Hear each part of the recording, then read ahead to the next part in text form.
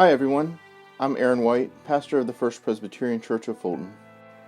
As we come toward the conclusion of our examination of the patriarchal-matriarchal narrative in the book of Genesis, this week we turn our attention to the family of Jacob. And so that means we'll be looking at the animosity between Joseph and his brothers.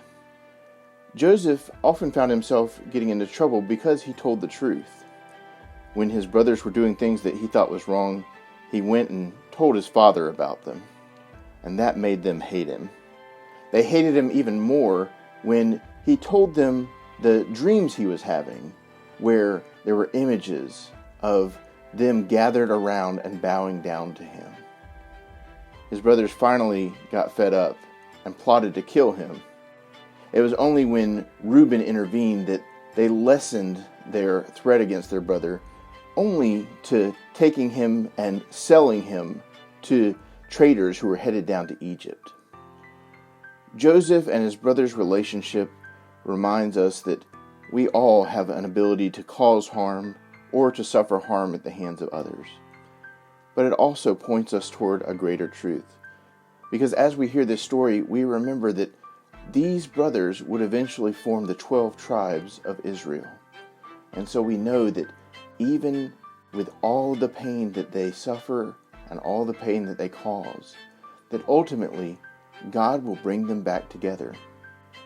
No matter how much damage we might do, God has an ability to mend all things.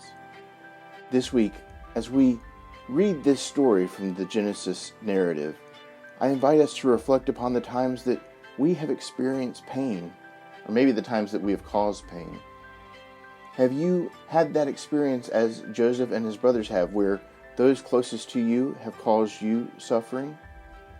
If so, have you felt like it's been beyond all hope that you might ever be reconciled? I hope that as we take time to reflect upon how we may have experienced this pain that drives us apart, that we also might be given hope by remembering that God brings Joseph and his brothers back together.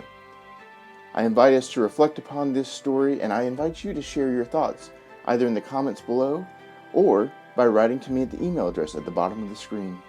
I look forward to reading your thoughts, and I look forward to sharing in worship with you. Thank you, everyone. Bye-bye.